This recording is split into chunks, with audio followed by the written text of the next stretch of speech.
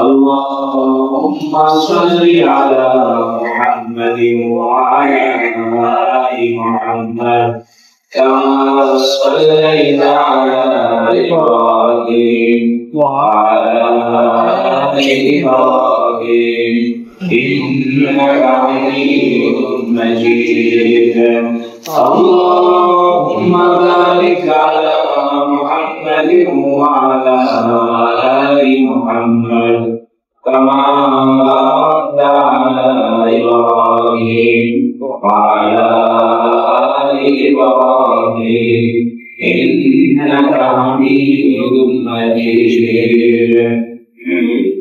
أما بعد فأعوذ بالله من الشيطان الرجيم بسم الله الرحمن الرحيم ما أصاب من مصيبة إلا بإذن الله ومن يؤمن بالله يهد قلبه والله بكل شيء عليم আলহামদুলিল্লাহ আল্লাহ তাবারাক ওয়া তাআলার মেহেরবানি যে আল্লাহ রাব্বুল ইজ্জত দীর্ঘ এক মাস পরে আল্লাহর ঘরে বসে আল্লাহর কোরআনের আলোচনা করার তৌফিক দান করেছেন। বলুন আলহামদুলিল্লাহ। আমরা সূরাতুল তাগাবুন থেকে আলোচনা করছিলাম। তাগাবুন শব্দের অর্থ ছিল হারজি, লাভ লোকসান। দুনিয়ার কাজকর্ম শেষ করে আখিরাতে কে লাভবান হবে, কে ক্ষতিগ্রস্ত হবে, কে জিতবে, কে হেরে যাবে, এটার ফয়সালা হবে কিয়ামতের। এই জন্য কিয়ামতের একটি দিনের নাম হলো তাগাবুন, হার জিতের দিন, লাভ লোকসানের দিন। কে জিতলো, কে হারলো, এই সূরাটি আলোচনা চলছিল। আজকে এই সূরাটির 11 নম্বর আয়াত থেকে আলোচনা হবে ইনশাআল্লাহ। আজকে যে আয়াতটি আমরা আলোচনা করছি, এই আয়াতের একটি শানে নুজুল রয়েছে, প্রেক্ষাপট রয়েছে। শানে নুজুল হলো মক্কাতে যখন সাহাবায়ে কেরাম ছিলেন, রাসূল সাল্লাল্লাহু আলাইহি ওয়াসাল্লাম 13 বছর মক্কায় যখন ছিলেন, তখন কাফেররা মুসলমানদের উপরে চরম নির্যাতন করেছে। এটা একটা মুসিবত, এটা একটা বিপদ ছিল। দ্বিতীয়ত, সাহাবায়ে কেরাম যখন মক্কা মুকাররমা থেকে মদিনাতুল মুনাওয়ারায় হিজরত করে যান, তখনও তাদের কিছুটা মুসিবত ছিল। কারণ বাড়িঘর ছেড়ে এসেছে, আত্মীয় স্বজন ফেলে রেখে এসেছে, জায়গা জমি দোকানপাট ক্ষেত খামার এগুলো ফেলে খালি হাত পায়ে চলে গেছে। সেখানে একটা নতুন পরিবেশ, নতুন আবহাওয়া। মক্কাতে গরম আবহাওয়া, মদিনাতে গরম এবং ঠান্ডা উঠে আছে। পরিবেশটা ভিন্ন ছিল। সাহাবায়ে কেরামের জন্য নও মুসলিম যারা, তারা মদিনাতে যাওয়ার পরেও তাদের পরিবেশের সঙ্গে খাপ খাচ্ছিল না, একটি সমস্যা হচ্ছিল। এই যে মক্কায় থাকতেও তারা কষ্ট করলো, আবার মদিনাতে যাওয়ার পরেও প্রাথমিক পর্যায়ে তারা কষ্টের মধ্যেই থাকলো। এর সঙ্গে ঈমানদারদের অন্তরে মাঝে মাঝে সন্দেহ হইল যে আমরা যদি হকের পথে থাকি তাহলে আমাদের উপর এত মুসিবত কেন? আমরা যদি সঠিক পথে থাকি তাহলে আমাদের উপর এত বড় বিপদ কেন? মক্কাতেও আমাদের বিপদ, কাফেররা আমাদেরকে মারে, অত্যাচার করে। আবার মদিনাতে গেলাম, এটাও একটা নতুন পরিবেশ, বাবা মা আত্মীয় স্বজন ছেড়ে ফেলে গিয়েছি, একটা মুসিবত। সাহাবায়ে কেরামের অন্তরে একটু ধোঁকা লাগছিল, একটু কেমন কেমন লাগছিল। এই সাহাবায়ে কেরামকে সান্ত্বনা দেওয়ার জন্য আল্লাহ পাক এই আয়াতটি নাযিল করেছেন। সুবহানাল্লাহ। আল্লাহ পাক বলেছেন, মা আসাবা মিন মুসিবা, যে কোনো মুসিবত পৌঁছে ইল্লা বিইذنিল্লাহ, এটা আল্লাহর নির্দেশেই হয়। অর্থাৎ তোমাদের উপরে যে মুসিবত আসে, সন্তানের মুসিবত হয়, সন্তান মারা যায়, টাকা পয়সার মুসিবত হয়, অসুখ বিসুখ হয়, ঝয় ঝামেলা হয়, দুর্ভিক্ষ হয়, দারিদ্রতা হয়, যত রকমের মুসিবত হয় এটা কার হুকুমে হয়? আল্লাহর হুকুমে হয়। মা আসাবা মিন মুসিবাতিন ইল্লা বিইذنিল্লাহ। হে ইমানদারেরা, তোমরা এটা ভালো করে বুঝো যে মুসিবত যেটা এসেছে এটা ধর্ম গ্রহণ করার কারণে নয়, বরং এটা আল্লাহ জানে বুঝে আল্লাহ নির্দেশ ক্রমেই আল্লাহর অনুমোদন ক্রমেই তোমাদের উপরে মুসিবত এসেছে। সুবহানাল্লাহ। ওয়া মান ইউমিন বিল্লাহি ইয়াহদি কলবাহ, যে ব্যক্তি আল্লাহর প্রতি ঈমান রাখবে, ইয়াহদি কলবাহ, আল্লাহ তার অন্তরের সুপথ দেখাবে। সুবহানাল্লাহ। আমি তর্জমাটা শেষ করি। অর্থাৎ মুসিবত আসার পরে তুমি যদি মনে করো যে মুসিবত আল্লাহ দিয়েছে, তাহলে তোমার অন্তরে আর কোনো কষ্ট থাকবে না। অর্থাৎ তুমি যদি মুসিবত আসার পরে চিন্তা করো এই মুসিবতটা কার নির্দেশে এসেছে? আল্লাহ দিয়েছে। কারো কারণে মুসিবত সৃষ্টি হয় নাই, আল্লাহ দিয়েছে। এই অন্তরে তোমার যদি ঈমানটা থাকে, ইউমিন ওয়া মান ইউমিন বিল্লাহ, যে ব্যক্তি আল্লাহর প্রতি ঈমান রাখে, ইয়াহদি কলবাহ, আল্লাহ তার অন্তরের সুপথ দিয়ে দেয়, মুসিবতের ভিতরেও তার অন্তরে একটা প্রশান্তি দিয়ে দেয়। সুবহানাল্লাহ। ওয়াল্লাহু বিকুল্লি শাইইন আলীম, এবং আল্লাহ পাক বিকুল্লি শাইইন, সব বিষয়ে আলীম, জ্ঞান রাখে। তোমাদের উপরে যে মুসিবত এসেছে এটা আল্লাহ জানে, এটা আল্লাহ জানে বুঝে আল্লাহর নলেজ আছে। এটা ছিল 11 নম্বর আয়াতের তর্জমা।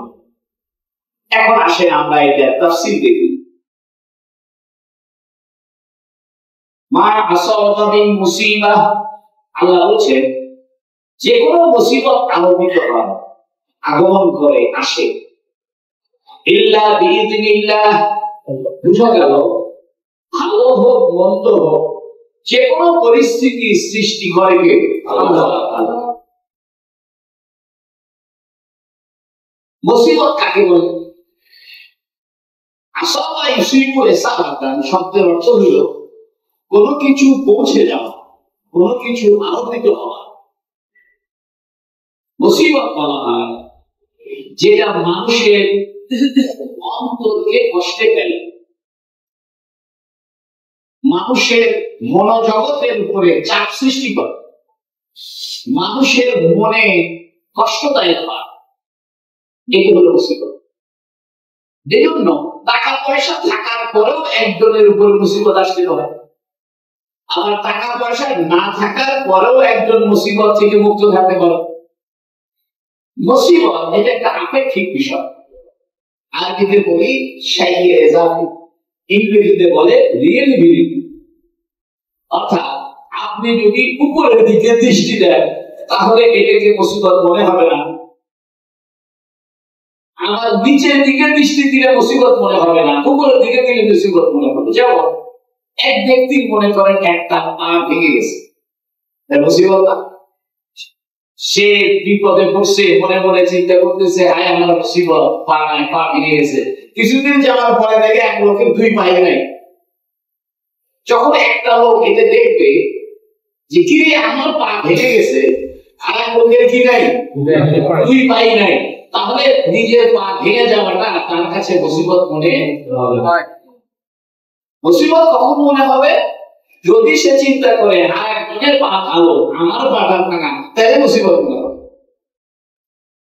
এই জন্য মুসিবত বিষয়টা, ধনী হওয়া এই বিষয়টা, গরিব হওয়া এই বিষয়টা, সুস্থ হওয়া অসুস্থ হওয়া এই বিষয়টা, এটা আপেক্ষিক। অর্থাৎ আপনি নিচের দিকে তাকাইলে মনে হবে যে আপনি মুসিবতে আছেন, অন্য দিকে তাকাইলে মনে করবে যে মুসিবতে নাই। এক দৃষ্টিতে মনে হবে আমি ভালো আছি, আর এক দৃষ্টিতে মনে হবে আমি বিপদে আছি। মনে করেন একই মাইলের বাসে করে সবাই যাচ্ছে, হঠাৎ করে অ্যাক্সিডেন্ট হয়ে 2 জন মারা গেছে আর একজন বেঁচে আছে, কিন্তু একটা চোখ নষ্ট হয়ে গেছে। এখন সে 2 জন মারা গেছে, 2 দৃষ্টিতে সে ভালো আছে, আর যারা অ্যাক্সিডেন্টে পতিত হয় নাই তাদের দৃষ্টিতে সে মুসিবতে আছে। তাহলে মুসিবত এটা একটা আপেক্ষিক বিষয়। আল্লাহ বলেছেন মা আসাবা মিন মুসিবা, যে মুসিবত আসে এটা বিইজনিল্লাহ, আল্লাহর নির্দেশে আসে।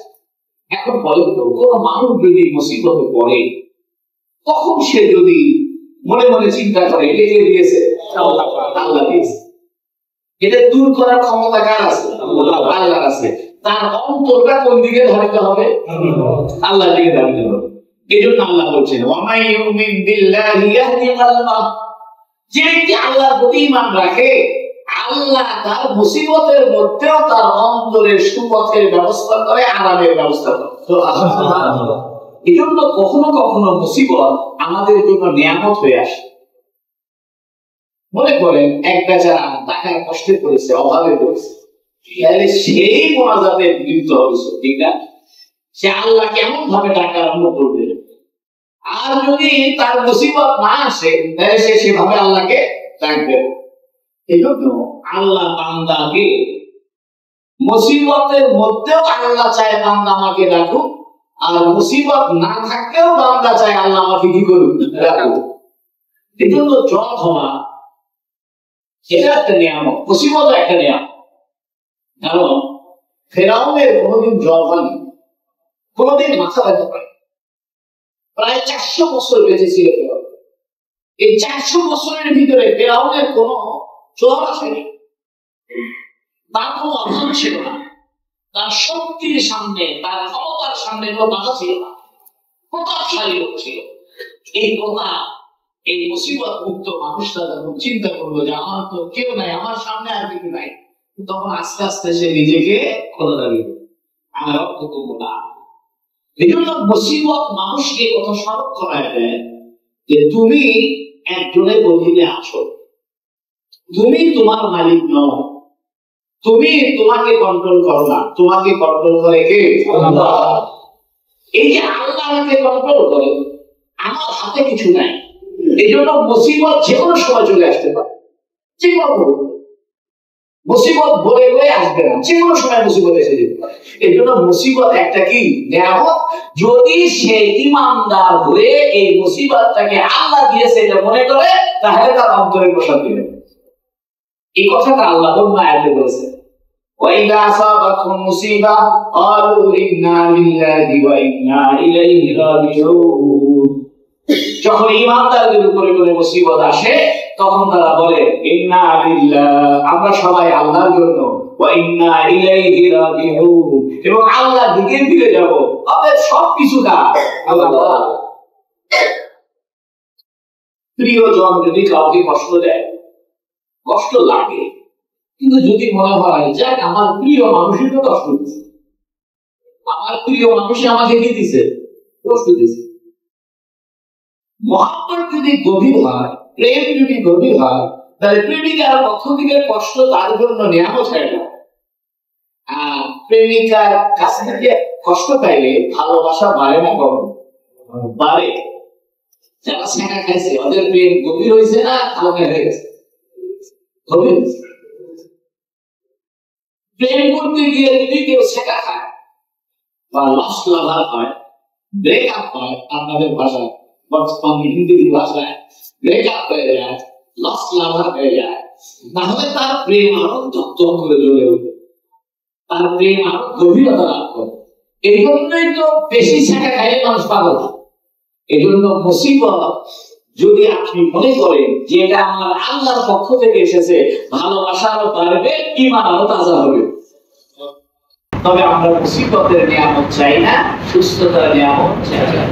এই জন্য কিতাবে আছে জ্বর হয়েছে, জ্বর একটা নিয়ামত, সুস্থ হওয়া একটা কি নিয়ামত। এই জন্য আল্লাহকে বলা দরকার, আল্লাহ যে মুসিবত আপনি দিয়েছেন এটা একটা নিয়ামত, তবে আমি তো দুর্বল, এই নিয়ামত সহ্য করার ক্ষমতা আমার নাই, আপনি আমাকে সুস্থতার নিয়ামত দান করেন।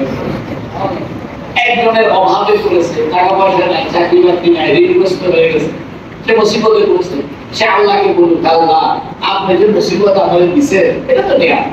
কারণ মুসিবত না দিলে তো আমি বুঝতাম না যে আমার কন্ট্রোলে কিছু নাই, আমি যে আরেকজনের কন্ট্রোলে, এটা বুঝানোর জন্য আপনাকে মুসিবত দিলেন, প্রেমটাকে গভীর করার জন্য মুসিবত দিলেন। তবে এই মুসিবতের নিয়ামত সহ্য করার ক্ষমতা আমার নাই, আপনি আমাকে টাকা পয়সা ওলা নিয়ামত দান করেন। একটা ঘটনা শুনুন, বুখারী শরীফের ঘটনাটা আছে। আইয়ুব আলাইহিস সালাম তিনি তো মুসিবতে পড়েছিলেন। রব্বি আন্নী মাসানিয়াদ দুররু ওয়া আনতা আরহামুর রাহিমিন। আইয়ুব আলাইহিস সালাম যখন অসুস্থ হয়ে পড়লেন, তখন আইয়ুব আলাইহিস সালাম দোয়া করেছেন আল্লাহর কাছে, রব্বি আন্নী মাসানিয়াদ দুররু, হে আমার রব, আমার কাছে কষ্ট স্পর্শ করেছে, অর্থাৎ মুসিবত এসেছে। রব্বি আন্নী মাসানিয়াদ দুররু ওয়া আনতা আরহামুর রাহিমিন, আপনি তো দয়ালুদের দয়ালু। আল্লাহ দোয়া কবুল করে আইয়ুব আলাইহিস সালামকে সুস্থ করে দিলেন। সুবহানাল্লাহ। আইয়ুব আলাইহিস সালাম অসুস্থ অবস্থা থেকে সুস্থ হওয়ার পরে গোসল করতেছেন। গোসল করে শরীরের যে ময়লা ছিল এগুলো পরিষ্কার করতেছে, গোসল করতেছে। এর মধ্যে আল্লাহ করছে কি, স্বর্ণের প্রজাপতি পাঠায় দিয়েছে। আইয়ুব আলাইহিস সালাম গোসল করে আর স্বর্ণের প্রজাপতি খালি উড়ে বেড়াচ্ছে। আইয়ুব আলাইহিস সালাম গোসল করা বাদ দিয়া এই লুঙ্গির কোষার ভিতরে এই স্বর্ণের প্রজাপতিগুলো সব ঘুরে দিয়েছে। আল্লাহ বলেছে, আইয়ুব, আমি কি তোমাকে এইগুলো থেকে অবকাশ রেখে করিনি? তোমাকে তো আমি বিপদ থেকে, রোগগ্রস্ত অবস্থা থেকে সুস্থ করে দিলাম, এরপরে আবার তুমি এই স্বর্ণের প্রজাপতি নেওয়ার জন্য ব্যস্ত হয়ে গেছো। আইয়ুব আলাইহিস সালাম তো নবী করতেছে, আল্লাহ আমি তো আপনার বরকত থেকে মাহরুম হতে চাই না, আমি তো ফকির, ফকিরের কাম ভিক্ষা করা, আপনি দিবেন আমি নিব না, এরকম বেয়াদব আমি না, আপনার বরকত আমি নিব, আপনার ভিক্ষা আমি নিবই। সুবহানাল্লাহ।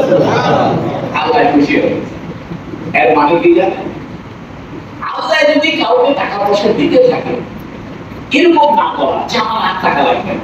অনেকে বলে আল্লাহ আমাকে যা দিচ্ছে আর আমি কিছু চাই না, এই কথাটা ঠিক নয়। এই কথাটা ফকিরের সামনে। কোন ফকির যদি আপনি ফকিরকে যদি টাকা দিতে চান আর ফকির যদি বলে আমার লাগবে না, তাহলে আপনার ম্যানেজ খারাপ হবে। বলবেন বেটা ফকির লাগবে না, কোটি কোটি হয়ে গেছে, একে দেখি না।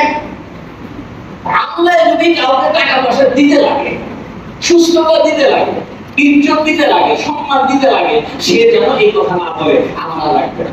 কিন্তু আমাদের অধিকাংশ মানুষ, অনেক মানুষ তারা আল্লাহকে মাঝে মাঝে বলে আল্লাহ আমার আর কিছু চাই না, আল্লাহ খালি এই কাজটা করে আমার আর কিছু চাই না। এই কথা ঠিক নয়।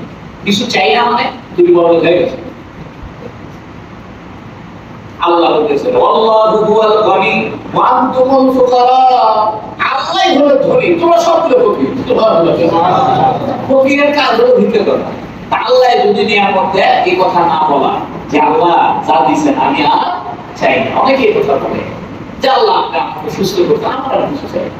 আমাদের কি বলে, হুজুর হজ করছি, মেয়ে বিয়ে দিয়েছি, ছেলে দিয়েছি, আর কিছু লাগবে না, আমার হয়ে গেছে সব, আমার কিছু দরকার নেই। বলতে না, কালকে অসুখ হতো না, আবার চিন্তা করি আল্লাহ আমার আর কিছু ভালো করে তুমি কত কালকে বললে আমার আর কিছু লাগবে না। এখন যে আবার অসুখ হয়েছে আবার দোয়া করে শুরু করছে আল্লাহ অসুখ ভালো করে, বলছে আল্লাহ এই অসুখ ভালো করে দাও, আর কিছু চাই না, আর কিছু লাগবে না। পরের দিন আমার ঠ্যাং ভাঙছে, বলছে আল্লাহ আমার ঠ্যাং ভালো করে দেবে। আমরা যেহেতু আল্লাহর অধীনস্থ, এজন্য আমাদের চাওয়ার শেষ নাই, আল্লাহর দেওয়ারও শেষ নাই। আল্লাহর দেওয়ার শেষ আছে? আল্লাহ যত বড় দেনেওয়ালা, আমরাও তত বড় চানেওয়ালা হইতে হবে। আল্লাহ যত বড় ধনী, আমরা তত বড় ফকির। আল্লাহ যেহেতু দেওয়ার মধ্যে কোনোদিন আল্লাহর কোনো বিরতি নাই, আল্লাহর কোনো কার্পণ্য নাই, দেওয়ার মধ্যে আল্লাহর কোনো ত্রুটি নাই, আল্লাহর দেওয়ার কোনো সীমানা নাই, অতএব আমাদের ফকির হওয়ার মধ্যে কোনো সীমানা নাই। খবরদার এই কথা বলবেন না যে আল্লাহ আমার কি দরকার নাই। তাই আল্লাহ বলছে মা আসাবা বিন মুসিবাতিন ইল্লা বিইذনিল্লাহ। ও আমার বান্দা, তোমরা যে মক্কায় কষ্ট পাচ্ছ, কাফেররা কষ্ট দিচ্ছে, মদিনা যাওয়ার পরেও মন ভালো নাই, এগুলো কে দিছে? আল্লাহর পক্ষ থেকে দিয়েছে। এখান থেকে বোঝা যায় আল্লাহ বলতেছেন যে ব্যক্তি আল্লাহর প্রতি ঈমান রেখেছে, আল্লাহ তার অন্তরকে সুপথ দেখিয়েছে। এর মানে ঈমানদার মুসিবতে ভয় পায় না। ঈমানদার মুসিবতে ঘাবড়ায় না, কারণ ঈমানদারের অন্তরে বিশ্বাস আছে এটা দিয়েছে কে? আল্লাহ। যেহেতু আল্লাহ দিয়েছে, আমার কি টেনশন? যেহেতু আল্লাহ তো আমাকে আদর করে বানাইছে, আল্লাহ আমার দেখাশোনা করে, আল্লাহ আমার খোঁজ খবর রাখে, আল্লাহ আমাকে জীবন দিয়েছে, আল্লাহ আমার মৃত্যু দিবে, আল্লাহ আমাকে খাওয়া দেয়, আল্লাহ আমাকে ঘুমের ব্যবস্থা করে, পিপাসা লাগলে পানি দেয়, ক্ষুধা লাগলে খাবার দেয়, অসুখ হলে সুস্থ করে, সবকিছু আল্লাহ করে। সেই আল্লাহ যদি মুসিবত দেয়, আমার সমস্যা নেই। এই সান্ত্বনা দেওয়ার জন্য আল্লাহ আয়াত নাযিল করলেন। এই আয়াতটা কিয়ামত পর্যন্ত সমস্ত মুসিবত প্রাপ্ত লোকের অন্তরে সান্ত্বনার খোরাক হয়ে আছে। এখন আপনি চিন্তা করেন না, এই বৈঠকে যারা মুসিবতে আছে আল্লাহ যদি চিন্তা করেন ওরে মুসিবত কে দিয়েছে, আল্লাহ। বাচ্চার বাড়ি ঘরে নাই, তার আমার বাড়ি আছে। মানুষের উপস্থিত থাকে, রেল স্টেশনে থাকে, তার আমার টিনের বাড়ি আছে, সে টিনের বাড়িতে পানি পড়ে আছে, করুন কাছে বাড়ি নেই। এই জন্য আমরা দুনিয়ার দৃষ্টিতে উপরের দিকে তাকাবো না নিচের দিকে তাকাবো? নিচের দিকে তাকাইলে আমাদের আর মুসিবত মুসিবত মনে হবে না। ওয়াল্লাহু বিকুল্লি শাইইন আলীম। আল্লাহ বলেন আল্লাহ পাক সকল বিষয় সম্পর্কে জানেন। অর্থাৎ তুমি যে বিপদে পড়ছো এটা আমি জানি, আমার নলেজের বাইরে নাই। তোমার কাজ হলো তুমি আমাকে ডাকো, আমি তোমাকে মুসিবতে ফেলছি, তোমাকে কাছে ডাকার জন্য। আমি তোমার সাথে ব্রেকআপ করছি প্রেমটা গভীর করার জন্য। আরবিতে একটা কথা আছে, সুরগির পারকাজে করবা, একদিন পর একদিন দেখা করো, ভালোবাসা বাড়বে। প্রত্যেকদিন যদি শুক্রবার হয় শুক্রবার দাম থাকবে না, প্রত্যেকদিন যদি ঈদের দিন হয় ঈদের আনন্দ থাকবে না। সবসময় যদি আপনি আনন্দে থাকেন, সবসময় যদি নিয়ামতের মধ্যে থাকেন, তাহলে মুসিবতের মধ্যে আল্লাহকে দেখতে যে মজা, এই মজাটা পাবেন না। তবে আল্লাহ কেন বলেন না যে আল্লাহ আমাদের মুসিবত দেন, তা করে কারণ অসুস্থ হয় একটা মুসিবত, সুস্থ হওয়া একটা, অসুস্থ হওয়া একটা নিয়ামত, সুস্থ হওয়া কি নিয়ামত। এখন আল্লাহ বলতেছে তোমাকে যে আমি মুসিবত দিলাম এটা আমি জানি, একটা কাজ করো, আতিউল্লাহ, আল্লাহ আনুগত্য করো। তোমাকে মুসিবত দিয়েছে আল্লাহর আনুগত্যের দিকে ফিরে আনার জন্য। আতিউল্লাহ ওয়া আতিউর রাসূল, এবং রাসূলের আনুগত্য করো। তুমি যদি আল্লাহর আনুগত্য শুরু করো, রাসূলের আনুগত্য শুরু করো, তাহলে তোমার মুসিবত আমি দূর করে দেব। সুবহানাল্লাহ। প্রশ্ন হতে পারে কাফেরদের তো মুসিবত হয়, আবার তুলনামূলক দেখবেন কাফেরদের চাইতে মুসলমানদের মুসিবত বেশি। গোটা দুনিয়াতে এখন একটু তাকায় দেখেন, সার্ভে করেন, সার্চ করেন যে তুলনামূলক কাফের রাষ্ট্রের কাফেররা খুব আরামে আছে। কিন্তু বাস্তবে যদি আপনি চিন্তা করেন, মনের দিক থেকে কাফেররা বড় মুসিবত আছে। এই জন্য আত্মহত্যার সংখ্যা মুসলিম দেশে না কাফের দেশে বেশি। মদ্যপানের সংখ্যা মুসলমান দেশে না কাফের দেশে বেশি। পারিবারিক লাইফ, পারিবারিক জীবন ধ্বংস হয়ে গেছে মুসলমানের জীবনে না কাফের জীবনে? আমাদের সমাজে এখনো পারিবারিক লাইফ আছে, মা বাবা ভাই বোন অনুষ্ঠান হইলে সবাইকে দাওয়াত দিচ্ছে, একসাথে বসে খাইতেছে, ফোন করতেছে। কিন্তু বিদেশে বাপে মারা গেছে, তার কাছে ফোন গেছে, সে আবার কুরিয়ার সার্ভিসে ফোন করে বলে দিচ্ছে বাপের কবরে ফুল পাঠায় দিবে। আমার ভাই কানাডায় থাকে। তো প্রথম যখন গিয়েছে ওইখানকার অবস্থা আমাদেরকে বলতো কিরকম। ওদের সঙ্গে একজন চাকরি করে, তোর মা মারা গেছে, সে ছুটিতে যাবে না, মায়ের কবরে যাবে না। বলতেছে মা মারা গেছে তো মরে যাবে, সবাই একদিন করবে। এক কাজ কর, ওই সিস্টেম আছে কুরিয়ার সার্ভিসের মাধ্যমে ওই মায়ের কবরে ফুল পাঠায় দিচ্ছে। অর্থাৎ দুনিয়ার লাইনে এতটাই ব্যস্ত যে আমি যদি মায়ের মৃত্যুর কারণে মাকে দেখতে যাই তাহলে আমার 2 দিনের কামাই বন্ধ হয়ে যাবে। তাই আল্লাহ বলছে আতিউল্লাহ ওয়া আতিউর রাসূল, আল্লাহর আনুগত্য করো, রাসূলের আনুগত্য করো। এটা বোঝা গেল মুসিবত আসে আল্লাহ নিজের দিকে টানার জন্য। যে তোমাকে মুসিবত দিয়েছি, তুমি আমার দিকে আসো। এখন আসে আল্লাহ পাক বলছেন আতিউল্লাহ ওয়া আতিউর রাসূল। আতিউ শব্দটা 2 বার বলেছে, একবার বলেই কি যে আল্লাহ এবং রাসূলের আনুগত্য করো। তারা বলতেছে আল্লাহর আনুগত্য করো এবং রাসূলের আনুগত্য করো। আনুগত্য শব্দটা কয়বার বলেছে? 2 বার বলেছে। কেন? মুফাসসিররা বলতেছেন আল্লাহ যেমন আনুগত্য করতে হবে আল্লাহ, ঠিক রাসূলের জন্য ভিন্ন ভাবে রাসূলের আনুগত্য করতে হবে। অর্থাৎ কোরআন যেমন আল্লাহ, হাদিসটা রাসূলের। কোরআনও মানতে হবে, হাদিসও মানতে হবে। অর্থাৎ আল্লাহর ইবাদত হবে রাসূলের দেখানো পদ্ধতি অনুযায়ী। এই জন্য কেউ যদি বলে যে আমরা কোরআন মানি হাদিস মানি না, হবে না। কারণ আল্লাহ বলতেছে আতিউল্লাহ, আল্লাহর অনুসরণ করো, এবং আতিউর রাসূল, রাসূলের অনুসরণ করো। বুঝা গেল আল্লাহর আনুগত্য কোরআন অনুযায়ী, রাসূলের অনুগত্য হাদিস অনুযায়ী। কোরআন মানতে হবে, হাদিস মানতে হবে। দুই নম্বর কথা হলো আল্লাহর আনুগত্য করার জন্য তো মডেল লাগবে। আপনাকে যদি বলি যে আপনারা আমার আনুগত্য করেন, তাহলে আমি যা যা করি, যেভাবে থাকি, যেরকম পাগড়ি করি, যেরকম কাপড় করি, সেগুলো আপনাকে ফলো করতে হবে। আপনি তো আল্লাহকে দেখতে পাচ্ছেন, আল্লাহর তো কোনো চাল চলন দেখতে পাচ্ছেন, আপনি আল্লাহর আনুগত্য করবেন কিভাবে? আল্লাহ তো জমা গায়ে দেন, আপনি জমা গায়ে দেবেন কিভাবে? আল্লাহ তো খায় না, আপনি খাবেন কেন? এই জন্য আল্লাহ যেহেতু অদৃশ্য, দেখা যায় না, এই জন্য আল্লাহর প্রতি আমাদের হবে ঈমান, আল্লাহর প্রতি হবে আমাদের আকীদা, আল্লাহর প্রতি হবে আমাদের ইবাদত। আর বাহ্যিক চালচলন, খাওয়া দাওয়া, পোশাক আশাক, চলা বলা, ব্যবসা বাণিজ্য, বিয়ে শাদী, রাজনীতি, দেশ পরিচালনা সব হবে রাসূলের তরিকায়, কারণ রাসূল দৃশ্যমান। আল্লাহ অদৃশ্য, রাসূল দৃশ্য। এই জন্য অদৃশ্য জগতের বিষয়ের নাম হলো ঈমান। ঈমানটা কার প্রতি? আল্লাহর প্রতি। ইবাদতটা কার প্রতি? আল্লাহর প্রতি।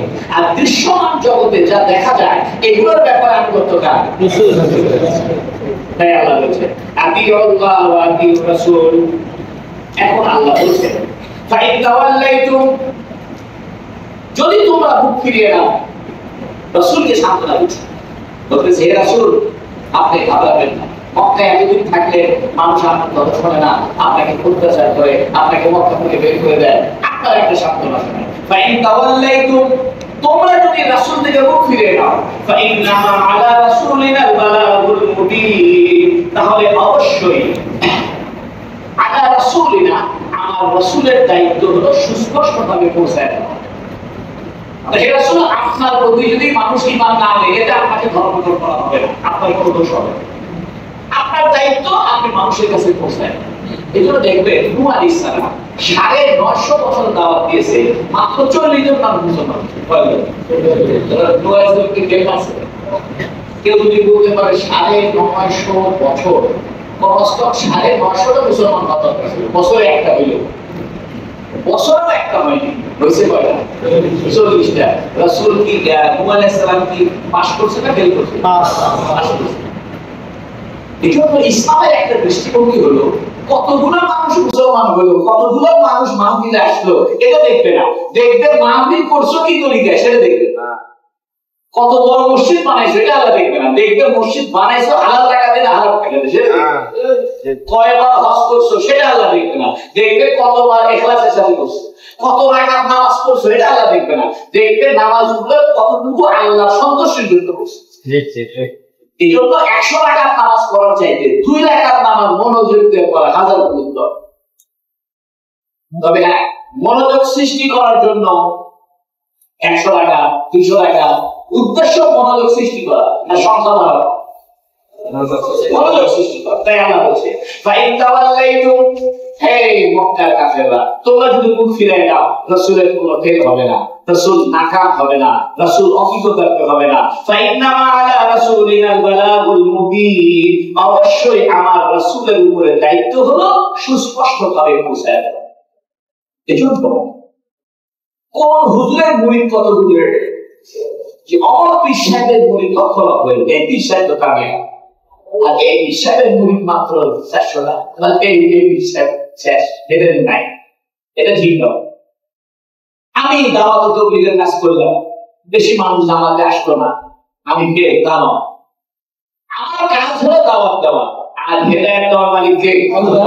আল্লাহ বলে আল্লাহু লা ইলাহা ইল্লাহু, আল্লাহ বলে হেদায়েত দেওয়ার মালিক আল্লাহু লা ইলাহা ইল্লাহু, আল্লাহ লা ইলাহা, কোন মাবুদ নাই, ইল্লাহু, তিনি ছাড়া, একমাত্র তিনি আল্লাহ, তোমাদের ইলাহ। ওয়া আলাল্লাহি ফালিয়াতাওয়াক্কালিল মুমিনুন, আর আল্লাহর উপরই ভরসা মুমিনরা ভরসা করে। সুবহানাল্লাহ, সুবহানাল্লাহ, কার উপর ভরসা করে? আল্লাহ। তাহলে আমাদের ধর্মের যে কোনো কাজ, আমাদের জীবনের যে কোনো কাজ কার উপরে ভরসা করব? আল্লাহ। এটা কথা বলছো, আল্লাহর উপরে ভরসা এত বড় শক্তিশালী জিনিস, এটা ভাষায় বোঝানো যায় না। আল্লাহর উপরে ভরসা এটা মারাত্মক শক্তিশালী জিনিস। আমি যদি বলি আপনাদের বোঝানোর জন্য, তাহলে বলা যায় আমি একটা বাড়ি বানাইতেছি, এই বাড়িতে প্রায় ৩৫ লক্ষ টাকা খরচ হয়ে গেছে। কত? ৩৫ লক্ষ। কিন্তু এই বাড়ি যখন শুরু করি আমার কাছে ১ টাকাও ছিল না, ১ টাকাও ছিল না। আমি মক্কা শরীফে মাকামে ইব্রাহিম, যেখানে ইব্রাহিম আলাইহিস সালামের পদচিহ্ন আছে, সেখানে আমি সিজদায় পড়ে আল্লাহকে দোয়া করছি যে আল্লাহ আমার একটা বাড়ি বানায় দেন। তো আমি ইব্রাহিম আলাইহিস সালামকে এরকম মেহমানদারি করছি, আমি মেহমান খাও। দাউদ আলাইহিস সালামকে আপনি একটা বাড়ি বানায় দিয়েছেন, দাউদ আলাইহিস সালাম ২৪ ঘন্টা বাড়ির মধ্যে জিকির করছে, আমি ওই জিকির করি, আমার একটা বাড়ি বানায় দেন। বিশ্বাস করেন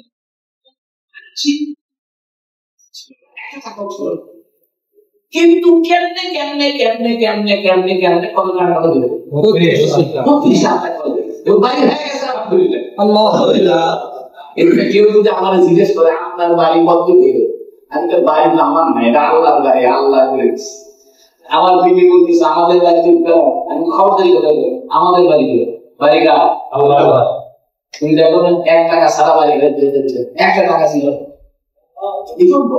আপনি আর আমি যদি অন্তরের ভিতরে শুধু এতটুকু বিশ্বাস জমাইতে পারি যে করে দিবে কে? আল্লাহ। কোনো টেনশন নাই, বিন্দু পরিমাণ টেনশন নাই।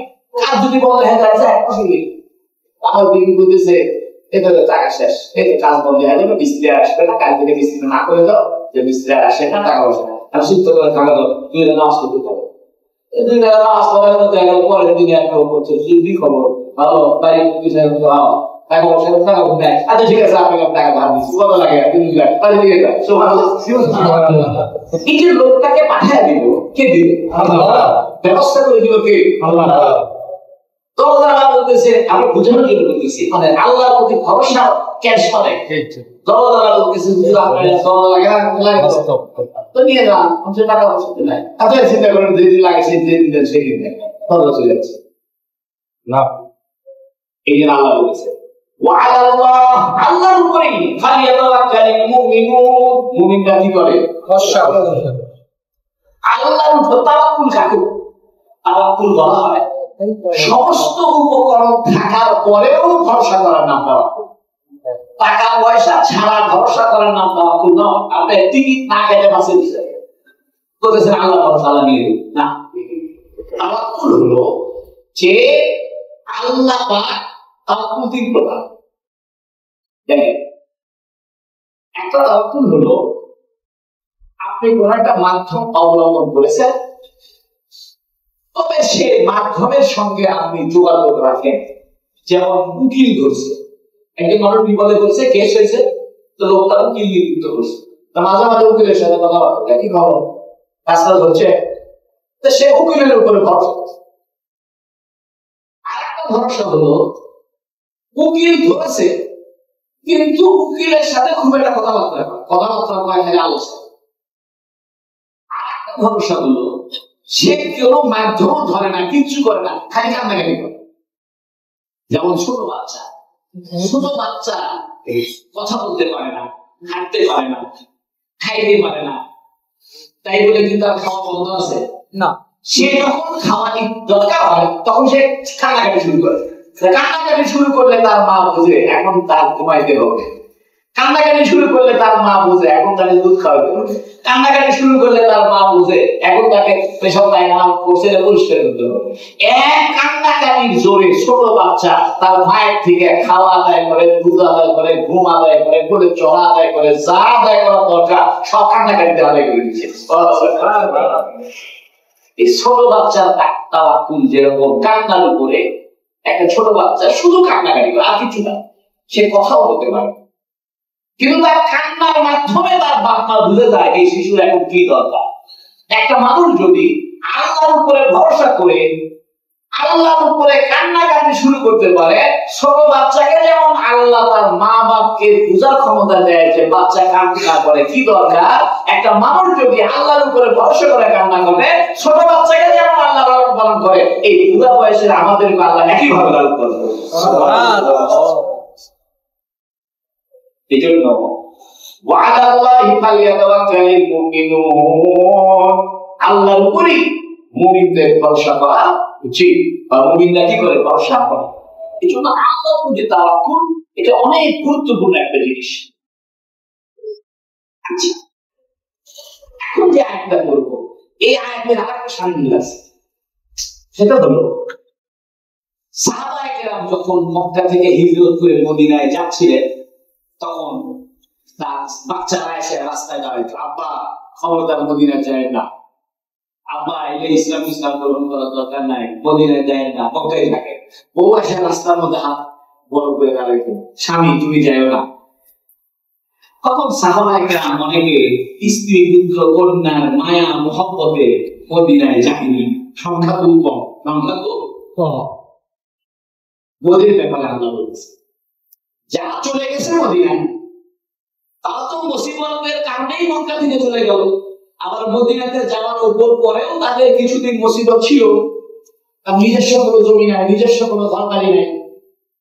আর কিছু সাহাবী তাদেরকে তাদের সন্তান স্ত্রী এরা বাধা দিত, রাস্তায় যাই ভাবে দাঁড়ায়, যাওয়া যায় না। একজন ব্যাগটা গুছাইছে যাবে মদিনায়, এসে বসে রাস্তায় ভাবে আটকে দিচ্ছে, তুমি গেলে আমরা কি করে খাবো, তুমি গেলে আমাদের কিভাবে যায়। তখন অনেকে চাইতো, তারা আবার না যাওয়ার পরে পরবর্তীতে যখন ইসলাম মদিনাতে একটু প্রচার হয়ে গেছে, সুযোগ সুবিধা সৃষ্টি হয়েছে, তখন গেছে। ওদের সম্পর্কে আল্লাহ বলেছে, ইয়া আইয়ুহাল্লাযীনা আমানু, হে ঈমানদাররা, ইন্না মিন আযওয়াজিকুম ওয়া আওলাদিকুম আদুউল লাকুম, অবশ্যই তোমাদের স্ত্রীদের মধ্য থেকে, ওয়া আওলাদিকুম তোমাদের সন্তানদের মধ্য থেকে, আদুউল লাকুম তোমাদের কিছু শত্রু আছে। যারা তোমাদেরকে মক্কায় থেকে মদিনায় হিজরত করতে বাধা সৃষ্টি করছে, মায়া মহব্বত দিয়ে রাস্তা আটকায় দিছে, বলতেছে তুমি যাও না, আল্লাহ তোমাদের শত্রু। ইয়া আইয়ুহাল্লাযীনা আমানু, হে ঈমানদাররা, ইন্না মিন আযওয়াজিকুম অবশ্যই তোমাদের স্ত্রীদের মধ্য থেকে, সবাই না, কিছু কিছু, ওয়া আওলাদিকুম তোমাদের সন্তানদের মধ্যে কেউ কেউ আদুউল লাকুম তোমাদের শত্রু, এরা তোমাকে আল্লাহর পথে যাইতে। হাদিস শরীফে আছে, কোন সন্তান যদি নামাজ পড়তে মসজিদে যাইতে যায়, বিশেষ করে এশার নামাজ, কারণ সাহাবায়ে কেরামের আমলে এশার নামাজের সময় অন্ধকার, আলো ছিল না, তো অনেক মা বাবা তাদের সন্তানদেরকে বলতো এশার নামাজ বাড়িতে পড়, মসজিদে যাওয়ার দরকার নেই। মা বাবা যদি কোন সন্তানকে মসজিদে নামাজ পড়তে আসতে নিষেধ করে বা নামাজের জন্য নিষেধ করে, এটা মানা জায়েজ নেই, মা বাবার হুকুম মানা জায়েজ নেই। আল্লাহ বলেছে, ইয়া আইয়ুহাল্লাযীনা আমানু, হে ঈমানদাররা, ইন্না মিন আযওয়াজিকুম তোমাদের স্ত্রীদের মধ্যে কেউ কেউ, ওয়া আওলাদিকুম তোমাদের সন্তানদের মধ্যে কেউ কেউ, আদুউল লাকুম তোমাদের শত্রু, ফাহযারুহুম তোমরা তাদেরকে উপেক্ষা করো। এখান থেকে বোঝা যায় ইসলামের শরীয়তের কোন ফরজ বিধানে মা বাবার বাধা দেওয়ার অধিকার নাই। কিন্তু আমাদের সমাজে কি হয় জানেন, আমরা এসএসসি পরীক্ষা যদি রমজানের পরে হয়, তাহলে মা বাবাই বলে বাবা বোঝা থাকার দরকার নেই, ভালো করে পড়, সামনে পরীক্ষা। পরীক্ষার সময় যদি সন্তান নামাজে আসে, তার মা বাবা বলে তোর নামাজ পড়ে বলে ভালো করে পড়। পরীক্ষার পরে আমার মা বাবা খুশি দিলে দোয়া খুশি দিবে, আল্লাহ আমার সজ্জা বেরিয়ে গেলে। পরীক্ষার আগে সন্তানকে নামাজ পড়তে দিত না, সময় নষ্ট হবে, লেখাপড়ার ক্ষতি হবে। আবার এই মা বাবা পরীক্ষার পরে সন্তান যেন বেরিয়ে গেলে চাষ পায়, এই জন্য আমি বড় আমার হাসি লাগে, জেলা স্কুলে যখন ভর্তি পরীক্ষা হইতো আগে, এখন তো সব সরকারি সিস্টেম হয়ে গেছে, আগে করে ভর্তি পরীক্ষা হতো, তখন দেখতাম মহিলারা এই জেলা স্কুল হেড স্কুলের রাস্তায় তসবি নিয়ে বসে আছে। এদের তসবি টিপতেছে, কি জন্য সন্তান জেলা স্কুলে চান্স পায়, তার মেয়েটা যেন হেড স্কুলে চান্স পায়, ওরা কোনো কিছু নাই, কিন্তু কিন্তু এই সন্তান যখন কোরআন শেখায়, তখন কিন্তু সে উদ্ভিদ দূরের কথা, সে চিন্তা করছে কোরআন বাদ দেখা গেছে সংস্থা তার দেখা যাবে। এই জন্য মনে রাখবেন, কোন মা বাবা পৃথিবীর কারো অধিকার নাই ফরজ ইবাদতে বাধা সৃষ্টি করার, কারণ হিজরত করা কি ছিল সাহাবীদের জন্য। তবে যারা অসুস্থ, ল্যাংড়া, অন্ধ, এদের জন্য হিজরত করা ফরজ ছিল না, এদের জন্য বিষয়টা শিথিল ছিল। কিন্তু যারা সুস্থ, এদের সবার জন্য হিজরত করা কি ছিল? ফরজ ছিল। এই জন্য আল্লাহ বলেছে, ইয়া আইয়ুহাল্লাযীনা আমানু, হে ইমানদাররা, ইন্না মিন আযওয়াজিকুম ওয়া আওলাদিকুম আদুউল লাকুম, তোমাদের বউদের মধ্যে থেকে তোমাদের সন্তানদের মধ্যে কেউ কেউ তোমাদের শত্রু আছে, ফাহযারুহুম, তোমরা এদেরকে উপেক্ষা করো, উড়ায় দাও। তবে এখানে একটা মজার কথা দেখেন, আজওয়াজ বলছে, আজওয়াজ মানে সঙ্গী, স্ত্রী বলে। আরবি ভাষায় শব্দটা চমৎকার, সেটা হলো মানে অনেক সময় মহিলা ইসলাম গ্রহণ করে মুসলমানদের সঙ্গে মক্কায় মদিনায় চলে যাচ্ছে, তার স্বামীরা বাধা দিত। আবার অনেক সময় স্বামীরা ইসলাম গ্রহণ করে মদিনায় চলে যাচ্ছে, বউরা বাধা দিত। বাধা দেওয়ালা স্ত্রীও হইতো, স্বামীও হইতো। এই দুটো শব্দকে এক শব্দে আল্লাহ উল্লেখ করছে, আজওয়াজিকুম, তোমাদের সঙ্গী। এজন্য বউদেরকে আল্লাহ আমাদেরকে কি বলছেন? আজওয়াজিকুম, তোমাদের সঙ্গী। এজন্য মানুষের সবচেয়ে উত্তম সঙ্গী হলো নেককার বিবি। আল্লাহ যাকে নেককার বিবি দিয়েছে সে বড় সৌভাগ্যবান। হাদিস শরীফে আছে, আর দুনিয়া কুল্লুহা মাতা, দুনিয়ার সবকিছু ভোগের বিষয়, এটা নিয়ামতের বিষয়, এটা উপভোগের বিষয়, উপভোগের বিষয়। খায়রু মাতাই দুনিয়ার মারাতু সালেহা, সবচাইতে উত্তম দুনিয়ার নিয়ামতের বিষয় হলো নেককার স্ত্রী। আল্লাহ আমাদের বিবিদেরকে নেককার বানায় দিন, আমিন।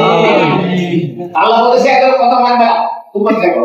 তবে আল্লাহর বিধান দেখে, ওয়া ইন তাআফু, যদি তোমরা ক্ষমা করে দাও, ওয়া তাসফাহু, এবং উপেক্ষা করো, ওয়া তাগফিরু, এবং মার্জনা করো, ফাইন্নাল্লাহা গফুরুর রহিম, অবশ্যই আল্লাহ পাক ক্ষমাশীল দয়ালু। এর মানে হলো যে সমস্ত স্ত্রীরা, যে সমস্ত ছেলেরা, সন্তানেরা তাদের বাপদেরকে, ভাইদেরকে মদিনায় যাইতে বাধা দিত, তো এরা যখন যায়নি, 5 বছর 7 বছর হিজরত করে নাই, পরবর্তীতে মদিনায় গেছে, যাওয়ার পরে দেখে আবু বকর, ওমর এরা অনেক আগায় গেছে, কোরআন জানে, হাদিস জানে, ইমানের দিক থেকে, জিহাদের দিক থেকে, ইসলামের দিকে তারা কি হয়ে গেছে? অগ্রসর হয়ে গেছে। তখন এদের মনের ভিতরে হয়েছে যে আমার এই বউ বিবি শাস্তি কেন আমাদেরকে বাধা দিচ্ছে? যদি বাধা না দিত তাহলে আমরা আগে ভাগের মদিনায় চলে আসতাম, তাহলে আমাদের ধর্মীয় উপকার হইতো। আবু বকর যেমন অগ্রসর হয়েছে, ওমর, ওসমান এরা যেমন অগ্রসর হয়ে গেছে, আমরা এরকম অগ্রসর হইতাম। এই বউ বিবির কারণে আমরা বাধাগ্রস্ত। আল্লাহ বলতেছে না, এদের ক্ষমা। কারণ তোমরা যদি তোমাদের বউ বিবিদেরকে আবার শাস্তি দাও, তাহলে তোমাদের আত্মীয়তার সম্পর্ক ছিন্ন হবে, আত্মীয়তার সম্পর্কের অবনতি হবে, এটা আল্লাহ চায় না। সুবহানাল্লাহ।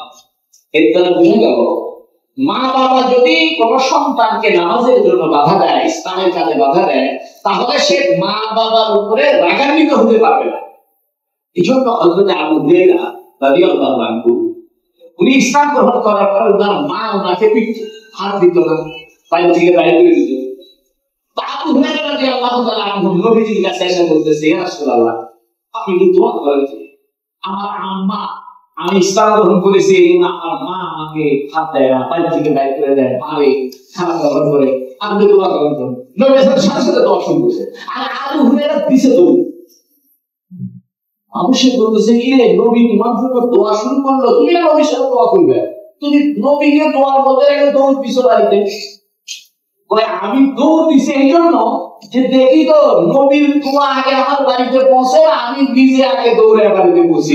আমি দৌড়ে বাড়িতে যাওয়ার আগেই দেখি আমার মা গোসল করে সুন্দর কাপড় করে দাঁড়ায় আছে, আমাকে বলতেছে, আবু হুরায়রা, আমাকে তাড়াতাড়ি নবীর কাছে নিয়ে যাও, আমার মুসলমান বানায়। সুবহানাল্লাহ। দোয়া করার দ্বারা মানুষের দিল পরিবর্তন। একদিকে বলতেছে তোমার মা বাবা যদি তোমাকে বাধা দেয়, তোমার স্ত্রী, তোমার সন্তান যদি ফরজ কাজে বাধা দেয়, মানবে না।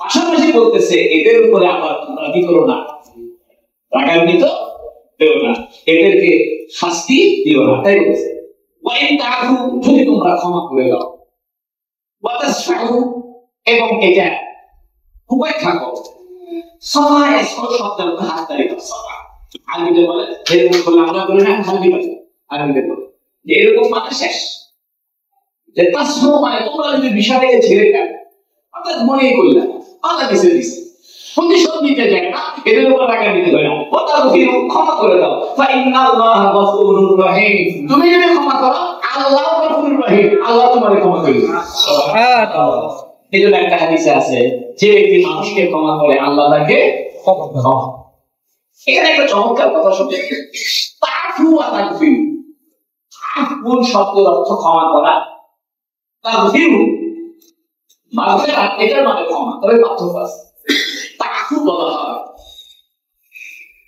শাস্তি দিলাম না খেপে গেছিলাম মারতে মনে চাইছিল শাস্তি দিলাম না রাগারাগি করলাম না কিন্তু মনের মধ্যে ব্যথা থেকেই গেছে অনেক সময় একটা মানুষ আমার টাকা মেরে দিছে আমি বললাম যা কিন্তু মনের মধ্যে কষ্ট থেকে গেছে চালা 2,000 টাকা মেরে দিল মনের কষ্টটা থাকছে বাহিরের শাস্তি মাফ করে দেওয়া যে আখু বলে আর অন্তরের মধ্যে কোনো হিংসা কোনো কষ্ট এটাও মুছে দেওয়া না মাগফিরাত বলে সুবহানাল্লাহ অর্থাৎ আল্লাহ বলতেছে তোমরা তোমাদের স্ত্রী পুত্র কন্যা আত্মীয় স্বজন যারা তোমাদেরকে মদিনায় হিজরত করতে বাধা দিয়েছিল ওদেরকে তো শাস্তি দিলেই না এমনকি অন্তরের মধ্যেও এদের প্রতি খারাপ ধারণা রাখিও না কেমন হইতে পারে এরা এক সময় মুসলমান হয় তোমার যে ভালো মুসলমান হয়ে যেতে পারে এই জন্য আমি নামাজ পড়ি একজন নামাজ পড়ে আমি নামাজ পড়ি একজন মদ খায় তখন বদমাশ মদ খায় নামাজ পড়ে না আরে ভাই এটি করি না মনের মধ্যে ওকে ঘৃণা করি না পাপটাকে ঘৃণা করো মদ খাওয়াটা আপনার এটা ঘৃণা করো ওই লোকের প্রতি খারাপ ধারণা রাখেন কারণ ওই লোকটা হইতে পারে মদ খাওয়া বাদ দিয়ে এমন বুজুর্গ হবে তোমার আগে চলে যাবে এই জন্য আপনি দেখেন আগে ছিল মাস্টার মানে বাটা বাটি গুন্ডা বাটা যা কিছু করছে এখন আছে পয়লা কাটা মাস্টার আছে কি আছে আছে তো মানুষের বলে আগে ছিল পয়লা এখন এই কথা বলবেন আল্লাহ পাক যে কোনো মানুষকে যে কোনো সময় হেদায়েত দিয়ে তার খারাপ অবস্থা থেকে ভালো অবস্থায় নিয়ে আসতে পারে তাই আল্লাহ বলেছে ওয়াইদাহু যদি তোমরা ক্ষমা করো অর্থাৎ বাংলা ভাষার শব্দ নেই এটা বলবার করা ওয়াইদাহু অর্থাৎ যদি তোমরা ক্ষমা করে শাস্তি না দাও অর্থাৎ বিষয়টা ছেড়ে দাও বিষয়টা কিছু মনে করো না অর্থাৎ ক্ষমা করে দাও মানে অন্তরের ভিতরে রাখিও না এই জন্য কিয়ামতের দিন আল্লাহ কাউকে আফু করবে কাউকে মাগফিরাত করবে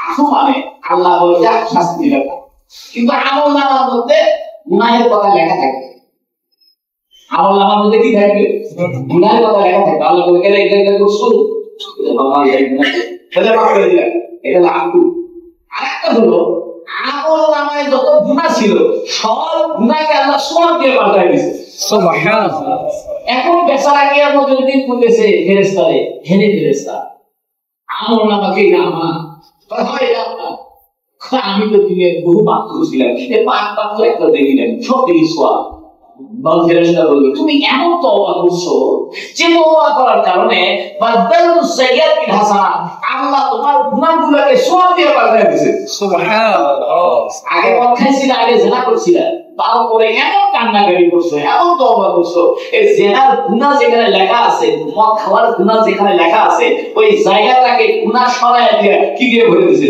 সওয়াব দিয়ে দিয়েছে এটা হলো মাগফিরাত এজন্য আল্লাহর কাছে আমরা আফু চাই না মাগফিরাত চাই রমজান মাসে রহমত বরকত মাগফিরাত না আফু মাগফিরাত বলা হয় গুনাহ তো মাফ করে শাস্তি তো দিবেন না এমনকি যে খাতার মধ্যে গুনার কথা লেখা আছে ওটা রবার দিয়ে মিশিয়ে দিয়ে ওই জায়গায় কি দিয়ে দিবেন তাই না বলতেছে কিন্তু আত্মীয় স্বজন কাফের হলেও খারাপ ব্যবহার করা যায় না আত্মীয় স্বজন কাফের তোমাকে ইসলামের পথে বাধা দেয় তারপরেও তুমি তার সঙ্গে খারাপ ব্যবহার করতে পারবে না তাই বলতেছে ওয়াইন তাআফু যদি ক্ষমা করো অর্থাৎ উপেক্ষা করো ক্ষমা করো অর্থাৎ শাস্তি না দাও অর্থাৎ বিষয়টা ছেড়ে দাও অর্থাৎ ক্ষমা করে দাও মানে অন্তরেও কোনো ব্যথা রাখিও না ফাইন্নাল্লাহা গফুরুর রহিম অবশ্যই আল্লাহ পাক ক্ষমাশীল একটা কথা বলে উত্তম মুসলমান ওই মুসলমান সে মুসলমান মাফ করে দিছে, দেওয়ার পরে অন্তরে যে ব্যথা ছিল এই ব্যথাটাও ভুলে গেছে। এটা হলো উত্তম মুসলমান। এটা কিন্তু কঠিন কাজ। মনে করেন একজন আপনার সঙ্গে জায়গা জমি দেয়নি, আপনার জায়গা বেড়ে গেছে, আপনি বলে যাও, কিন্তু অন্তরে খুশখুশ করে, অন্তরে কষ্ট লাগে, মনে হলে কষ্ট লাগে। এইটাকে মাফ করে দেওয়া কিন্তু কঠিন কাজ। এই জন্য হিন্দা যে নাকি হযরত হামজা রাদিয়াল্লাহু তাআলা আনহু কলিজা সালাইছে, হিন্দা পরে মুসলমান হয়ে গেছে। কি হয়ে গেছে বুঝেন? নবীর চাচা হামজা রাদিয়াল্লাহু তাআলা আনহু উহুদের যুদ্ধে শহীদ হয়েছে, তার খুব খেলে কলিজা বাইর করে হিন্দা সালাইছে। এই হিন্দা পরে কি হয়েছে? কিন্তু নবী আলাইহিস সালাম হিন্দা যখন নবীর কাছে আসছে, তখন নবী আলাইহিস সালাম বলে, হিন্দা তুমি আমার কাছে আসো না, তোমার দিকে তাকাইলে আমার চাচার মহব্বতের কথা মনে হয়, অন্তরে আমার কষ্ট শুরু হয়, আমার অন্তরে জ্বলনি শুরু হয়, তুমি তোমার চেহারা আমার সামনে আনি। এর দ্বারা বোঝা যায় যে লোকটাকে দেখলে আপনার রাগ বাড়ে ওই লোকটা থেকে দূরে থাকে, যে লোকটাকে দেখলে আপনার পুরাতন কষ্ট জাগ্রত হয় ওই লোকের সঙ্গে দেখা সাক্ষাৎ না করে।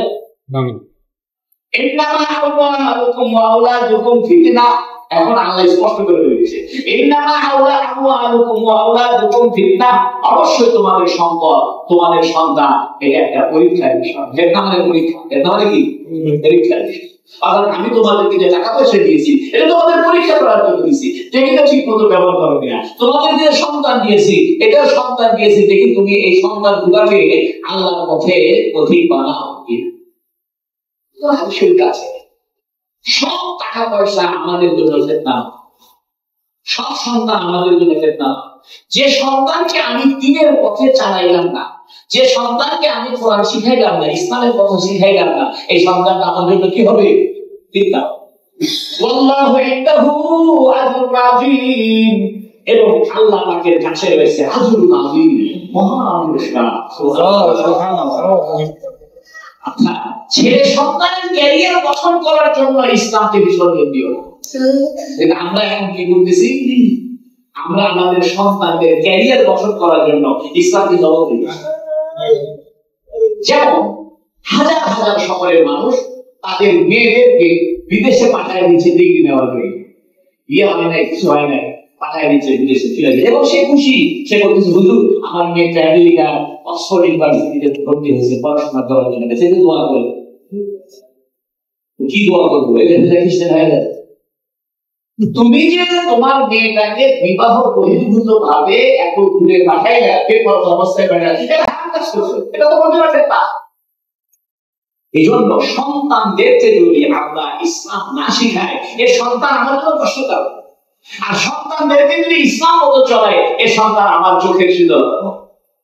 এটা কোরআন সব আরেক জায়গায় আছে, রব্বি জাআলুল কুররাতা আইনি, আমার সন্তান স্ত্রীদেরকে আমাদের চোখের শীতলতা বানাও, তাদেরকে দেখলে যেন আমার চোখ জুড়ায় যায়, অন্তরটা শান্তি লাভ করে। আমিন। ফিতনা, অবশ্যই তোমাদের সম্পদ এবং তোমাদের সন্তান এগুলো কিন্তু ফিতনা।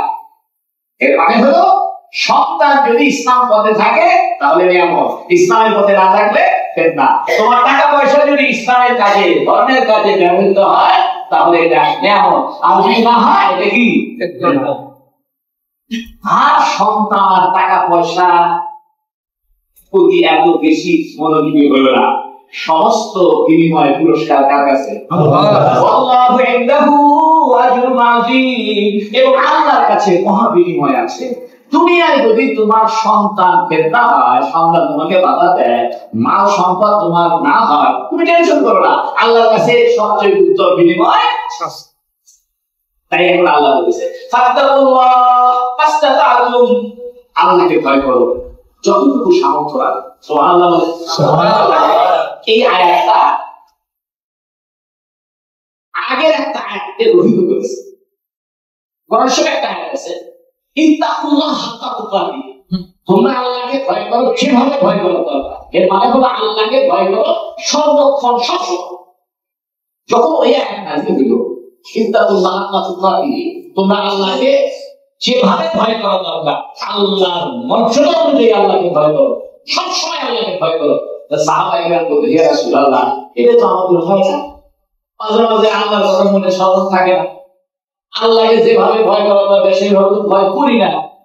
অনেক সময় দেখা যায় স্ত্রী সহবাস করতেছি, তখন গই চই হাসি থাকা আনন্দ কত চিন্তা আল্লাহর কথা মনেই থাকে না, কিন্তু কষ্ট। আপনি 24 ঘন্টা কি আল্লাহকে ভয় করে থাকতে পারবেন? পারবেন না। সাহাবায়ে কেরাম বললেন, হে আল্লাহ, ইয়া রাসূলুল্লাহ, আল্লাহ যে আমাদের উপর আয়াত নাযিল করলো, ইত্তাকুল্লাহ হাক্কা তুকাতিহি, তোমরা আল্লাহকে যথাযোগ্য যেভাবে ভয় করা দরকার সব সময় ভয় করো। তখন এই আয়াত নাযিল হয়েছে, আল্লাহ সহজ করে দিয়েছে। আল্লাহ বলতেছে, ফাত্তাকুল্লাহ মাসতাতাতু, যতটুকু সম্ভব হয় ততটুকু ভয় করো। সুবহানাল্লাহ। এর মানে হলো 24 ঘন্টা যদি ভয় করতে নাও পারো কোনো অসুবিধা নাই, ঈমানের ক্ষতি হবে না। এজন্য আমরা কি 24 ঘন্টা আল্লাহকে ভয় করে থাকতে পারি? আল্লাহ সহজ করে দিয়েছে। ফাত্তাকুল্লাহ, আল্লাহ বলেছে তোমাদেরকে সহজ করার জন্য বললাম, আত্মীয় স্বজনের সাথে খারাপ ব্যবহার করিও না, যদি ওরা কাঁদে হয় তা আমি সহজ করবো না, আমিও আমার সহজ করে দিলাম, 24 ঘন্টা আমাকে ভয় না করলেও চলবে। যতটুকু পার, যতটুকু পার, তাই আল্লাহ বলছে ফাত্তাকুল্লাহ। এই জন্য দেখেন আগের আয়াতে বলছে তোমাদের আত্মীয় স্বজন কি করো, ক্ষমা করে দাও, যারা তোমাদেরকে হিজরত করতে বাধা দিয়েছিল, যাদের কারণে তোমরা ইসলামের প্রতি বেশি অগ্রসর হতে পারোনি, তাদের প্রতি রাগ করো না, তাদের প্রতি প্রতিশোধ নিও না, সহজ করতে বলছো। তা আল্লাহ নিজেও করেছে, আমিও সহজ করে দিলাম।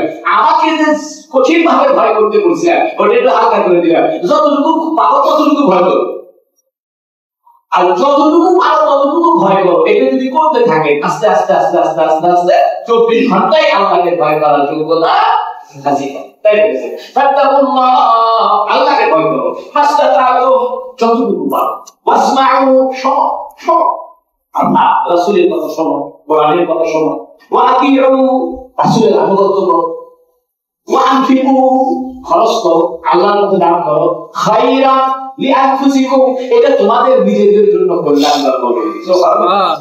আল্লাহ তিনটা রাস্তা বলতেছে তাকওয়া অবলম্বন। তোমরা যদি আল্লাহকে ভয় করতে চাও তিনটা রাস্তা বলো। এক নম্বর হলো ফাসফাহু, তোমরা আল্লাহর কোরআনটা শুনতে থাকো, তোমরা উলামায়ে কেরামের নসিহত শুনতে থাকো, রাসূলের কথা শুনতে থাকো, ওয়াতিউ, এবং রাসূলের আনুগত্য করতে থাকো, ওয়ানফিকু, আর টাকা পয়সা আল্লাহর রাস্তায় দান করতে থাকো। আস্তে আস্তে তোমাদের অন্তরে আল্লাহর ভয় এমনি চলে আসবে। সুবহানাল্লাহ। এখানে আবার মালের কথা কেন বলতেছে? বলতেছে মানুষের অন্তরে সবচেয়ে আকর্ষণীয় জিনিস হলো মাল। টাকা পয়সা হলো মানুষের সবচেয়ে প্রিয় জিনিস। এই জন্য তো টাকা ধরলে পরে অনেকে টাকা দেয় না, চান দেয় না, তাও কি দেয় না, টাকা দেয় না। কেন দেয় না? টাকার মহব্বত ওর কাছে বেশি, এই জন্য তো টাকা ব্যাংক ছাড়ে নাই, টাকা নিয়ে বসে সামনে যাচ্ছে। আর যে ব্যক্তি বলছে বাবা টাকা পয়সা আছে নিয়ে যান, আমার জানে না ওই কাছে আছে। আল্লাহ বলতেছে ফাত্তাকুল্লাহ, তোমরা আল্লাহকে ভয় করো, ফাস্তাতাতু, যতটুকু তোমাদের সক্ষম হয়। তোমরা তো মানুষ, তোমাদের পিছনে শয়তান লাগা আছে, নফস আছে, সব সময় তো আমাকে ভয় করতে পারবে না, কিছু কিছু সময় তো আমার কথা তোমাদের স্মরণে নাও থাকতে পারে, যতটুকু ভালো করো। তবে তোমরা তিনটা কাজ করো, ওয়াসমাউ, কোরআনের কথা শোনো, ওলামাদের কথা শোনো, ওয়াতিউ, রাসূলের আনুগত্য করো, সুন্নতের আনুগত্য করো, ওয়ানফিকু, কিছু টাকা পয়সা দান করো। তোমাদের অন্তরে এই টাকার মহব্বত বাইর করো, খায়রান লিআনফুসিকুম, তোমাদের নিজেদের জন্য খুব মঙ্গলজনক হবে। এই তিনটা কাজ করলে আল্লাহ তাকওয়া তোমাদের অন্তরে আল্লাহ দিবে। সুবহানাল্লাহ। ওয়া মান ইউকাশুহা নাফসিহি ফাউলাইকা হুমুল মুফলিহুন। ওয়া মান ইউকাশুহা নাফসিহি, যার অন্তরের কৃপণতা থেকে বাঁচানো হলো, যাকে অন্তরের কৃপণতা থেকে বাঁচানো হলো, ফাউলাইকা হুমুল মুফলিহুন, এরা হলো সফলকাম। যাদের অন্তরে কৃপণতা নাই এরা সফলকাম। কৃপণতা আসলে শুধু টাকা পয়সার সাথে সম্পর্ক না, ভালো ব্যবহারের সাথে কৃপণতার সম্পর্ক আছে। আপনি একটা মানুষের সঙ্গে ভালো ব্যবহার করবেন, আপনি একটা কৃপণ। আপনি কোরআন হাদিস জানেন, এটা মানুষকে বুঝাইলেন না, এটা আপনি কৃপণ। আপনি টাকা পয়সা আছে, আপনি টাকা পয়সা দান করলেন না, খরচ করলেন না, যাকাত দিলেন না, নফল দান করেন না, এটাও আপনি কৃপণ। তাহলে বলতেছে যাকে কৃপণতার থেকে বাঁচানো হলো সে সুন্দর। আচ্ছা, কৃপণতার স্বভাবটা কি আল্লাহ আছে? না, আল্লাহ কৃপণ নন।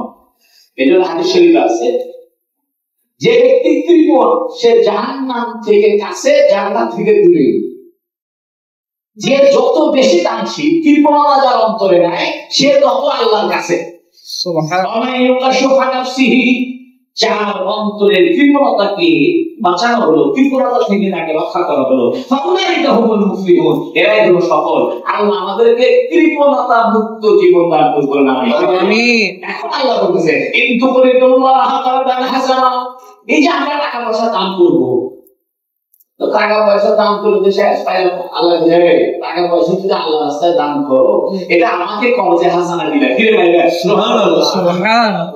তোমাদের হয়তো মনে মনে চিন্তা হতে পারে যে টাকা পয়সা দান করলেন, টাকা দিয়ে দিলেন, টাকা পয়সা খরচ করলেন, মনে হয় দেশে ওয়াইন তু করে হাসানা। তোমরা যদি আল্লাহকে কবজে হাসানা দাও, ইউদাইফু লাকুম, আল্লাহ তোমাদের এই কবজে হাসানাকে বহুগুণে বৃদ্ধি করবে। ওয়ায়াগফির লাকুম, এবং তোমাদের গুনাহ মাফ করবে। সুবহানাল্লাহ। গুনাহ মাফ মানে খালি শাস্তি মাফ না, শাস্তি মাফকে বলে আফু। আর শাস্তিও মাফ উনাদের লেখা আছে খাতার মধ্যে, এটা বুঝে দিয়ে সব দিয়ে পাল্টে দিবে। এটা কি এই তো হাদিস শরীফ আছে, আসসালাতু তাদুল বালা, বালা মুসিবত দান খয়রাত, দান খয়রাত বালা মুসিবতকে দূর করে। একটা মানুষ যদি মুসিবতে পড়ে, সে যদি দান খয়রাত শুরু করে, তাহলে তার মুসিবত চলে যাবে। আমি জামিন মাদ্রাসার প্রিন্সিপাল ছিলেন হযরত মাওলানা ইউসুফ মিজান রাহমাতুল্লাহ আলাইহি, 7 নম্বর হুজুর। আপনারা অনেকে নাম শুনেছেন। ওনাকে আমি দেখেছি যখন অভাবে পড়তো, টাকার সমানে দান করতো। আর হুজুর যদি দান বেশি করে, তাহলে মুসলমানের হুজুর কিছু বসতে অভাবে বসতে। আর আমরা বুঝতে যদি খুব টাকা দাম, তাহলে মুসলিম কিছু বসে টাকাতে দান করতো। হুজুরে মাঝে থেকে ধান করে কি করে দান করে, দান করে হুজুর। আমি তো হুজুরের কাছে লোক, তার পরিবারের লোক, আমি জানি তার সম্পর্কে। আমি বলি হুজুর আমার এই টাকা পয়সা নাই, আমার টাকা দিচ্ছে কৃপণতা হলো আল্লাহর মধ্যে কোনো কৃপণতা নাই। আমি এই খাল পর্যন্ত দান শুরু করতেছি, আল্লাহ আমার সব সমস্যার সমাধান করে দেবে। বাস্তবিক তাই দেখা গেছে। ও যখন অভাবে বলছে খালি দান করে, ভালো করে এসে দান করে, করতে করতে করতে করতে দেখা গেল এমন হাতিয়ে যখন আসলো, আগে যা দান করছে ওটা উঠে গেছে, আরো বেঁচে গেছে। তাই বলতেছে, একটু করে আল্লাহ কারদান হাসানা, তোমরা যদি আল্লাহকে করলে হাসানা দাও, তাহলে হাসানা করলে হাসানা মানে হলো তিনটে জিনিস হলো করবেন। আল্লাহকে করতে হাসানা দেওয়ার অর্থ হলো আল্লাহ রাস্তায় যে দান করবে, এতে অন্তরে খুশিতে দান করবে। কিসে খুশি? খুশি অন্তর বেজার হয়ে দান করবে। জোর করে নিয়ে গেল, 500 টাকা দিয়ে দিলেন, 300 টাকা দিয়ে দিলেন, 300 টাকা বেশি দিয়ে দিলেন, অন্তরে খুশিতে দান করবে। 2 নম্বর, আল্লাহকে সন্তুষ্ট করার জন্য, অর্থাৎ দান করার সময় অন্তরে কি রাখো না, কষ্ট রাখো। 2 নম্বরে আল্লাহকে খুশি করার জন্য, কাউকে খুশি করার জন্য, কাকে খুশি করার জন্য? আল্লাহ। 3 নম্বরে আল্লাহর কাছ থেকে আবার চাইলে আমি আবার আল্লাহর কাছ থেকে কি পাবো, ফেরত পাবো, এই আশাটা রাখি। এই 3 কাজ করলে কি হবে? এক নম্বর হলো আমি দান করার সময় অন্তরে যাতে কোনো কষ্ট না থাকে। 2 নম্বরে খুশি করতেছি কাকে? আল্লাহকে। 3 নম্বরে এটা আবার ফিরে পাবো বহু দিনে কার থেকে? আল্লাহর কাছে। এটা হলো আল্লাহর জন্য কর্জে হাসানা। আর পাবলিককে যে আমরা কর্জে হাসানা দিই, পাবলিককে টাকা দেই, এই কর্জে হাসানা এটা কাকে বলে? 1 নম্বর হলো যে কাউকে টাকা ধার দিয়েছে এবং আপনি সে টাকা যদি দিতে না পারে সময় বাড়ায় দিবেন। আর একটা হলো যে টাকা ধার দিচ্ছেন, বলে দিচ্ছেন যেদিন খুশি, যেদিন আপনার সুবিধা হয় সেদিন দিবেন।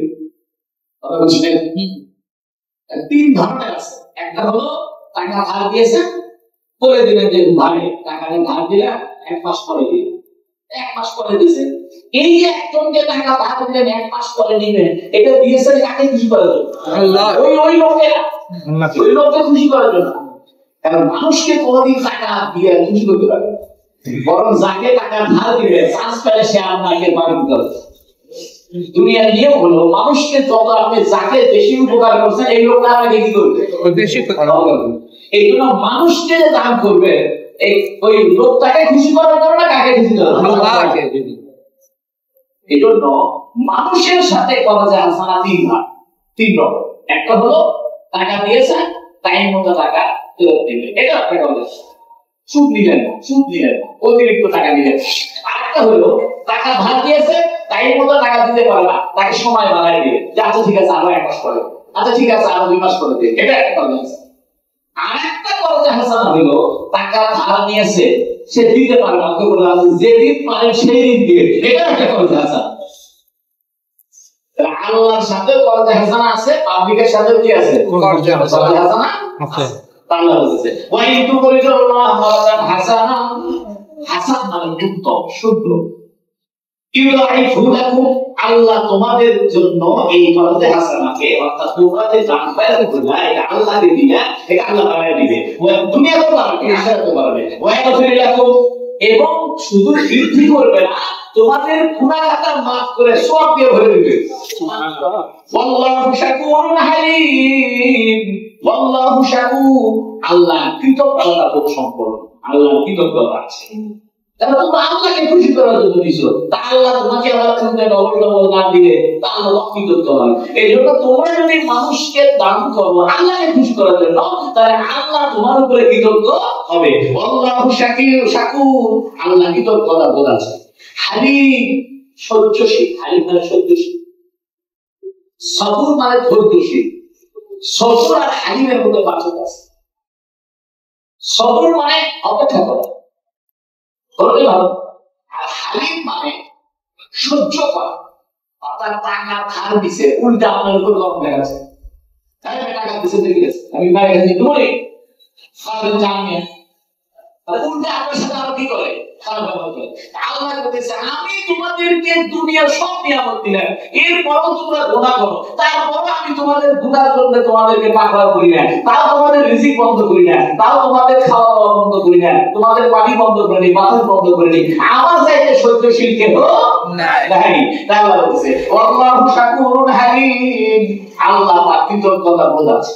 তোমরা যদি আল্লাহকে খুশি করার জন্য দাও, আমার একটা কৃতজ্ঞতা আছে না, আমি তোমাদেরকে ডবল ডবল দিব এবং তোমাদের গুনাহ মাফ করে সওয়াবে পরিণত হালিম, এবং আমি সহ্য ক্ষমতা আছে। আলিমুল গায়বি ওয়াশ শাহাদা, আল্লাহ বলেছে আলিমুল গায়বি ওয়াশ শাহাদা, তিনি দৃশ্য এবং অদৃশ্যের জ্ঞানী।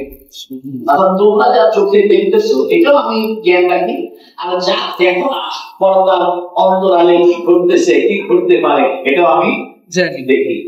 আলিমুল গায়বি ওয়াশ শাহাদা, এই জন্য তোমরা দান খরচ করার পরে কি হচ্ছে, কে কি বলতেছে, তুমি কেন দান করলে, কি উদ্দেশ্যে দান করলে, ফোর্স হওয়ার জন্য দান করলে, চেয়ারম্যান হওয়ার জন্য দান করলে, সভাপতি হওয়ার জন্য দান করলে, এটা নাকি নাম কামারের জন্য দান করলে, এগুলো বুঝি এবং তোমার মনের ভিতরে যে অদৃশ্য অবস্থা এটা আমি বুঝি। আলিমুল গায়বি ওয়াশ শাহাদা, দৃশ্য আর অদৃশ্যের জ্ঞান আল্লাহ রাখেন। আল আজিজুল হাকীম, তিনি মহাপরাক্রমশালী। আজিজ মানে পরের উপরে আক্রমণ করতে সক্ষম, অর্থাৎ তুমি যদি টাকা ধার দিয়ে না পাও, আমার ক্ষমতা আছে, আমি ওই টাকা ওর থেকে তোমার কাছে পৌঁছানোর ক্ষমতা আছে।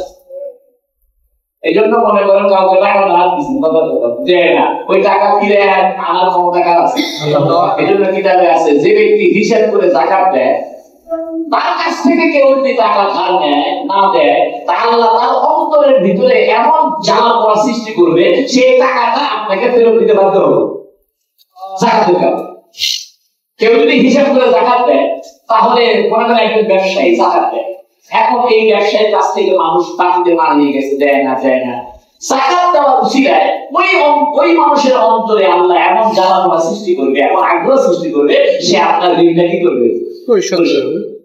হালিম, হালিম ধৈর্যশীল, হালিম। আল্লাহ রাব্বুল আলামিন আমাদেরকে এই কথাগুলোর উপরে আমল করার তৌফিক দান করুন। আমিন।